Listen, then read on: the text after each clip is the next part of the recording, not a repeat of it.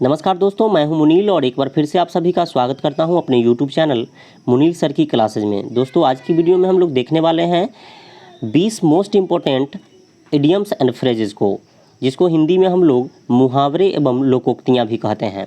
और ये वीडियो मैं स्पेशली 12th क्लास के स्टूडेंट्स के लिए बना रहा हूँ, लेकिन यह SSC, बैंकिंग या जितने भी एग्ज़ाम हैं जिनमें इंग्लिश पूछा जाता है सभी के लिए उपयोगी है। और हम लोग 20 इम्पोर्टेंट इडियम्स एंड फ्रेजेस जो देखने वाले हैं, ये एकदम ट्रिक से हम लोग देखने वाले हैं। वीडियो को देखते देखते आपको टोटल के टोटल इडियम्स एंड फ्रेजेस याद हो जाएंगे और आप एग्ज़ाम में आसानी से उसको टिक करके आएंगे। जनरली 12th क्लास हो या 10th हो या SSC हो या बैंकिंग हो, कम से कम 3 क्वेश्चन आपका इडियम्स एंड फ्रेजेस का क्वेश्चन रहता ही रहता है।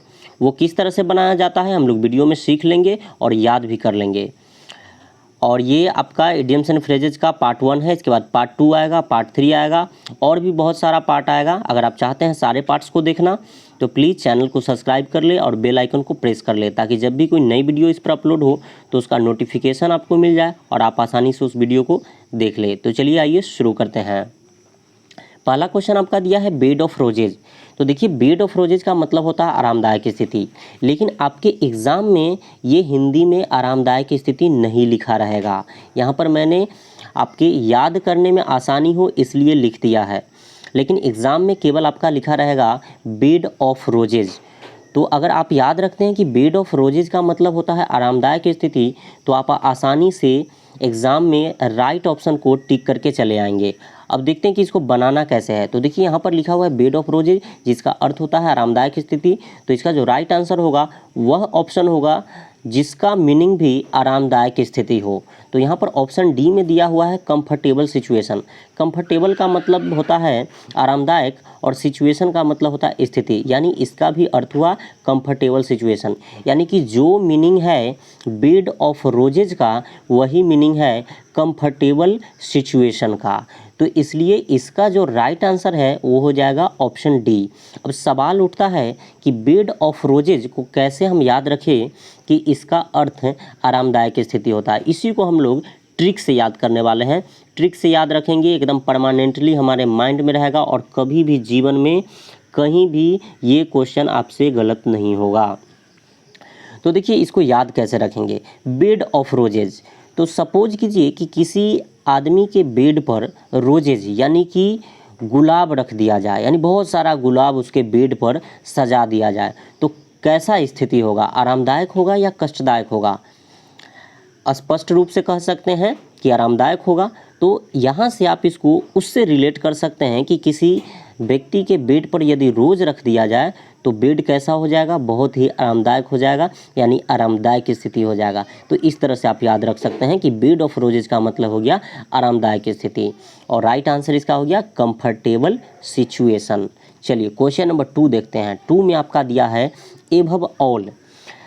अब एबव ऑल का अर्थ होता है सबसे महत्वपूर्ण। इसको अगर हम लोग याद रख लिए तो एग्ज़ाम में एकदम क्वेश्चन हम लोग सही टिक करके आएंगे, आंसर सही टिक करके आएंगे।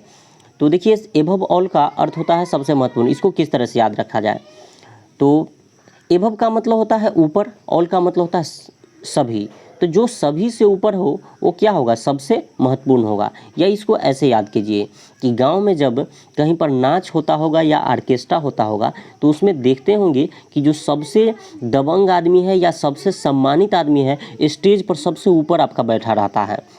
तो इस तरह से आप याद रख सकते हैं कि एबव ऑल, जो सभी से ऊपर हो, यानी स्टेज पर सबसे ऊपर बैठा हो, वो क्या होगा? बहुत ही महत्वपूर्ण आदमी होगा, यानी मोस्ट इम्पोर्टेंट ऑफ ऑल होगा, यानी सभी से क्या होगा? ऊपर होगा, सबसे महत्वपूर्ण होगा। तो इस तरह से हम रिलेट करके याद रख सकते हैं कि एबव ऑल का मतलब होता है सबसे महत्वपूर्ण।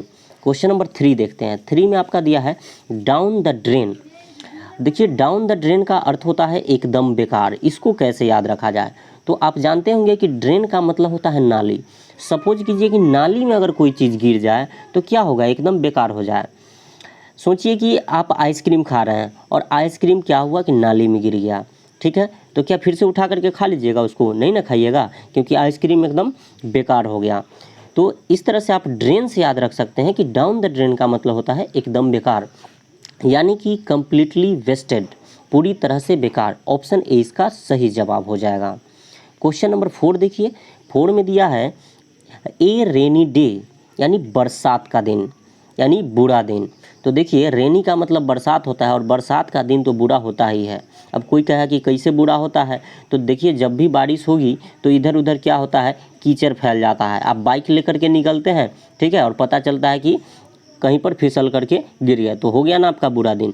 तो इस तरह से आप याद रख सकते हैं कि रेनी का मतलब बरसात और बरसात का मतलब बुरा। ए रेनी डे का मतलब बुरा दिन यानी बैड डे हो गया आपका। ऑप्शन बी इसका सही जवाब हो जाएगा। क्वेश्चन नंबर 5 देखिए, 5 में दिया है at the 11th our. 11th का मतलब आपको पता होगा कि 11वां होता है, ठीक है। तो एट द 11th आवर यानी 11वां घंटा। तो देखिए इसको किस तरह से याद रखिए कि एट द 11th आवर का मतलब होता है अंतिम क्षण में। तो सपोज कीजिए कि कॉलेज में इंग्लिश का जो लेक्चर है वो 10 बजे से लेकर के 11 बजे तक चलता है। अब कोई लड़का है, ठीक है, वो 10 बजे ना पहुंच करके 11 बजे पहुंचा, यानी लेक्चर जब समाप्त होने वाला था तब पहुंचा, यानी कि अंतिम क्षण में पहुंचा। तो उससे आप रिलेट कर सकते हैं कि कोई बंदा है जो कि 11 बजे पहुंचता है यानी कि अंतिम क्षण में पहुंचता है। तो इस तरह से आप मैं इसका सही रिलेट करके आप दिमाग में सही मीनिंग आप याद रख सकते हैं। तो इसका जो राइट आंसर हो जाएगा ऑप्शन बी हो जाएगा, एट द वेरी लास्ट। चलिए क्वेश्चन नंबर 6 देखते हैं, बाय हुक और बाय क्रुक। देखिए बाय हुक और बाय क्रुक का मतलब होता है किसी तरह संभव बनाना। आप 2-3 बार इसको पढ़ लीजिएगा, एकदम याद रहेगा। By hook by crook, by hook by crook, by hook by crook यानी किसी तरह से संभव बनाना। भारी नहीं है, 2-3 बार पढ़िएगा या 1-2 बार वीडियो आप रिवीजन कर लीजिएगा, वीडियो को फिर से देख लीजिएगा, एकदम आपका दिमाग में एकदम सेट कर जाना है। एग्ज़ाम में गलती नहीं होगा, मेरी गारंटी है। तो इसका क्या हो जाएगा, बाय हुक और बाय क्रुक यानी किसी तरह संभव बनाना, यानी कि to make possible by any means. Option A इसका सही जवाब हो जाएगा। 7 में देखेंगे गेटअप। गेटअप देखिए गेटअप का मतलब उठना होता है और इसको याद करने के लिए किसी भी ट्रिक की ज़रूरत नहीं है। आप बहुत बार पढ़े होंगे बुक में या ट्रांसलेशन भी बनाए होंगे। I get up at 5 o'clock in the morning, मैं सुबह में 5 बजे उठता हूँ या 5 बजे जगता हूँ। तो गेटअप का मतलब उठना होता है, जगना होता है, यानी इसका राइट आंसर हो जाएगा option B, backup. Question number 8 में देखते हैं, 8 में दिया है गिव अप। गिव अप का मतलब होता है छोड़ देना या त्याग देना। तो देखिए गिव अप मतलब छोड़ देना होता है, कैसे याद रखेंगे। तो देखिए गिव का मतलब होता है देना, अप का मतलब होता है ऊपर। अगर ऊपर से कोई आदमी कुछ आपको देना चाह रहा है, मान लीजिए कि छत पर है कोई, छत पर से आपको कोई कुछ देना चाह रहा है, तो क्या करेगा, ऊपर से वो क्या करेगा, छोड़ देगा उसको, ठीक है, यानी उस वस्तु को त्याग देगा। तो क्या हो जाएगा, वो नीचे आ जाएगा। यानी गिव अप यानी ऊपर से अगर देना है तो क्या करना पड़ेगा, उसको छोड़ देना पड़ेगा। यानी इसका राइट आंसर जो हो जाएगा वो हो जाएगा सरेंडर। दोस्तों यहाँ पर यदि आपका लीव दिया रहता, LEAVE, तो ये भी आपका राइट आंसर हो जाता, लेकिन यहाँ पर सरेंडर दिया है तो सरेंडर हो जाएगा। क्वेश्चन नंबर 9 में देखेंगे बैग एंड बैगेज। देखिए बैग का मतलब झोला होता है और बैग एंड बैगेज का मतलब हो जाएगा बोरिया बिस्तर। तो बोरिया बिस्तर आपको एकदम आसानी से याद रहेगा, बैग एंड बैगेज बोरिया बिस्तर, यानी कि पूरी तरह से पैकअप करके निकल देना। पैकअप आपका बहुत ही फेमस वर्ड है, इसका राइट आंसर हो जाएगा ऑप्शन ए, पैकअप यानी बोरिया बिस्तर। क्वेश्चन नंबर 10 में है आपका वेल ऑफ। देखिए वेल ऑफ का मतलब क्या है, तो वेल का मतलब आप जानते होंगे स्वस्थ, अच्छा, धनी मनी, और इसी में लगा दिया आपका क्या, ऑफ, यानी उसका निगेटिव बना दिया। यानी वेल ऑफ मतलब क्या हो जाएगा, गरीब हो जाएगा, और गरीब ही नहीं, बहुत गरीब, यानी वेरी प्योर। इसका हो जाएगा ऑप्शन सी राइट आंसर। 11 में देखेंगे एट हैंड। एट का मतलब में होता है या पर होता है, हैंड का मतलब हाथ होता है। तो कोई चीज़ एकदम हाथे पर है, यानी कि बहुत ही नज़दीक है वो आपके, तो वेरी क्लोज इसका राइट आंसर हो जाएगा ऑप्शन ए। क्वेश्चन नंबर 12 देखेंगे कट शॉट। कट शॉट का मतलब होता है रोकना। अब इसको कैसे याद रखा जाए कि कट शॉट का मतलब रोकना होता है। तो सपोज कीजिए कि आप क्रिकेट खेल रहे हैं, ठीक है, और उधर से आपका गेंद आ रहा है, एकदम फुल स्पीड में गेंद आ रहा है, आप उसको चौका छक्का मार सकते हैं, लेकिन आप मारना नहीं चाह रहे हैं, ठीक है। कोई गेंद आ रहा है फुल स्पीड में, चौका छक्का मारने लायक है, लेकिन आप उसको मारना नहीं चाह रहे हैं, आप सिर्फ गेंद को रोकना चाह रहे हैं। तो आप क्या करेंगे, जोर से नहीं मारेंगे, बस थोड़ा सा कट कर दीजिएगा उसको, तो क्या होगा कि गेंद रुक जाएगा, चौका छक्का नहीं जाएगा। थोड़ा सा अजीब लगेगा आपको ट्रिक, कि हम चौका छक्का क्यों नहीं मारेंगे, रोकेंगे क्यों। लेकिन ट्रिक है किसी तरह से इसको रिलेट करके याद रख लेना है। एग्ज़ाम में क्वेश्चन हमको किसी तरह से बन जाना चाहिए, चौका छक्का लगे चाहे नहीं। तो यहाँ पर कट कर देंगे तो क्या हो जाएगा, गेंद रुक जाएगा। तो इस तरह से आप याद रख सकते हैं कि कट शॉट का मतलब क्या हो गया, रोकना, यानी कि स्टॉप। ऑप्शन ए इसका राइट आंसर हो जाएगा। 13 में देखिए, ए डार्क हॉर्स, डार्क का मतलब ही होता है अंधेरा। ए डार्क हॉर्स यानी अंधेरा का घोड़ा, यानी कि छुपा रुस्तम, छुपा हुआ। अब छुपा रुस्तम कहते किसको हैं, तो देखिए कोई ऐसा आदमी जो कि आपको एकदम भोदू टाइप का लगता हो, लेकिन अंदर ही अंदर क्या हो, बहुत ही तेज हो, एग्जाम में सबसे ज़्यादा नंबर ले आए, ठीक है, उसी को कहते हैं छुपा रुस्तम। मतलब देखने में एकदम बाल गोबिन लगे और एग्जाम में एकदम टॉप कर जाए, तो उसको हम कहेंगे छुपा रुस्तम। और कहेंगे उसको कि अरे तू तो बहुत ही छुपा रुस्तम निकला, हम लोग को लगता था कि तू बुर्बक है, लेकिन तू तो सबसे ज़्यादा नंबर ले आया। तो इसने व्यक्ति को कहते हैं छुपा रुस्तम, यानी कि अंधेरा के घोड़ा, यानी अंधेरा में रहने वाला, किसी को दिखाई नहीं देने वाला कि तेज है। तो ये डार्क हॉर्स का मतलब हो गया छुपा रुस्तम। इस तरह से आप याद रख सकते हैं। और इसका सही मीनिंग जो है वो देगा ऑप्शन ए, पोटेंशियली स्ट्रॉन्ग, यानी अंदरूनी रूप से आपका मजबूत। तो ऑप्शन ए इसका सही जवाब हो जाएगा। 14 के देखिए, टू डू अवे विद। देखिए to do away with, to do away with का मतलब होता है ख़त्म करना। इसको 2-3 बार पढ़ लीजिएगा तो बिना ट्रिक के याद हो जाएगा। टू डू अवे विद, या आपके दिमाग में अगर कोई ट्रिक हो तो सेट कर लीजिए। टू डू अवे विद, इसको ऐसे याद कर लीजिए, टू डू अवे विद, यानी डू मतलब करना, अविद मतलब साथ, यानी कोई काम को अगर जल्दी ख़त्म करना है तो साथ में करना पड़ेगा। तो इस तरह से आप याद कर सकते हैं, टू डू अवे विद, यानी साथ में करेंगे तो काम क्या हो जाएगा, ख़त्म हो जाएगा। तो टू डू अवे विद मतलब आप याद रख सकते हैं ख़त्म करना। और ऑप्शन ए इसका सही मीनिंग देगा एबॉलिश, यानी कि ख़त्म करना, उन्मूलन करना। 15 में है बैड ब्लड। बैड ब्लड का मतलब होता है शत्रुता या दुर्भावना। अब देखिए इसका वर्ड जो है वही बता रहा है कि बैड ब्लड का मतलब क्या होगा। बैड का मतलब बुरा, ब्लड का मतलब खून। अब किसी का खून बुरा है तो वो तो सबसे शत्रुते करेगा, सबसे दुश्मनी करेगा, उसके मन में हमेशा बुरा भावना रहेगा। तो बैड ब्लड यानी कि खराब खून, गंदा खून वाला आदमी क्या होगा, हमेशा सबसे दुश्मनी लेते रहेगा, यानी उसमें हमेशा क्या रहेगा, बुरा भावना रहेगा, हमेशा सबसे पंगा लेते रहेगा। तो इसका जो राइट आंसर है ऑप्शन ए हो जाएगा, अनफ्रेंडली फीलिंग्स। और आसानी से आपको याद रहेगा बैड ब्लड का मतलब बुरा भावना, यानी दुर्भावना या शत्रुता। 16 में देखेंगे कॉक एंड बुल स्टोरी। देखिए कॉक एंड बुल स्टोरी का मतलब क्या है, तो कॉक एंड बुल स्टोरी का मतलब होता है झूठी कहानी। अब इसको कैसे याद रखा जाए, तो आप लोगों ने ज़रूर सुना होगा एक कछुआ और एक खरगोश का जो रेस लगता है और उसमें कछुआ जीत जाता है। ये कहानी आप सुने होंगे, ये सच्ची कहानी है। लेकिन इसी के जगह पर कोई आपको सुना दे एक कॉक यानी कि मुर्गा और एक बुल यानी कि सांड का कहानी, तो आप क्या कहिएगा, उसको सही कहिएगा कि गलत कहिएगा। आप तो उसको गलत कहिएगा, कहिएगा कि झूठ मूठ की कहानी तू सुना रहा है, हम तो सुने हैं कि कछुआ और खरगोश का होता है।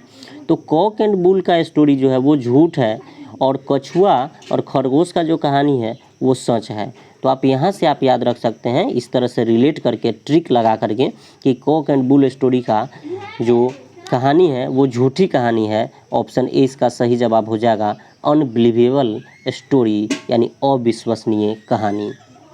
17 में है फॉर गुड।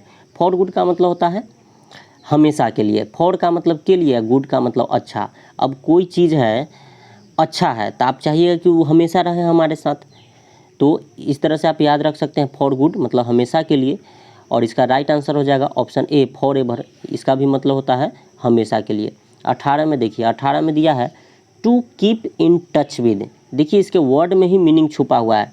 टू कीप यानी रखना, इन टच यानी संपर्क में, ठीक है, to keep in touch with यानी संपर्क में रहना। तो इसका राइट आंसर हो जाएगा टू रिमेन इन कॉन्टैक्ट। इसको याद रखने के लिए कोई ट्रिक का ज़रूरत नहीं है, to keep in touch with यानी संपर्क में रहना, ये आपको याद रहेगा। 19 में देखिए ड्रॉ बैक। ड्रॉ का मतलब होता है खींचना, बैक का मतलब होता है पीछे। कोई आदमी पीछे आपको खींच रहा है या आप खुद पैर को पीछे हटा रहे हैं, तो यानी क्या कर रहे हैं, आप पीछे हट रहे हैं। और इसका जो सही मीनिंग है वो हो जाएगा रिसीड, ऑप्शन ए। 20 में आपका दिया है ए मेडन स्पीच। मेडन स्पीच का मतलब होता है पहला भाषण। अगर मेडन का बात करें तो मेडन का मतलब होता है कुंवारी, ठीक है, कुंवारी भाषण भी कह सकते हैं। या किसी भी तरह से इसको आप रिलेट कर सकते हैं। ये एक फ्रेज याद रखना कोई बड़ी बात नहीं है। मेडन स्पीच मतलब पहला भाषण, मेडन स्पीच मतलब पहला भाषण, आप इसको याद रखिएगा। तो इसका राइट आंसर हो जाएगा फर्स्ट स्पीच। तो इस तरह से दोस्तों हम लोग 20 का 20 जो इडियम्स एंड फ्रेज जो है वो ट्रिक से याद कर चुके हैं। अगर कहीं पर कोई दिक्कत रह गया हो तो आप दोबारा वीडियो को देख लेंगे, एकदम 100% आपका क्लियर हो जाएगा और एग्ज़ाम में आप सही ऑप्शन को टिक करके आएंगे। आज के लिए बस इतना ही था। अंत तक देखने के लिए बहुत बहुत धन्यवाद। अगर आप चाहते हैं कि इस वीडियो का PDF डाउनलोड करें तो आप हमारे टेलीग्राम चैनल से PDF डाउनलोड कर सकते हैं। टेलीग्राम चैनल का लिंक जो है डिस्क्रिप्शन बॉक्स में दिया हुआ है और टेलीग्राम चैनल में आपका इससे पहले का जितना भी वीडियो है उसका PDF और जो लिंक है वो अपलोड किया गया है। तो एक साथ वहाँ पर आपका जितना भी हिंदी और अंग्रेजी का वीडियो है उसका PDF मिल जाएगा, वीडियो मिल जाएगा। तो आप PDF चैनल टेलीग्राम चैनल जो है आप ज़रूर उसको ज्वाइन कर लें। तो चलिए मिलते हैं अगले पार्ट में, यानी कि पार्ट 2 में। तब तक जय हिंद, जय भारत, वंदे मातरम।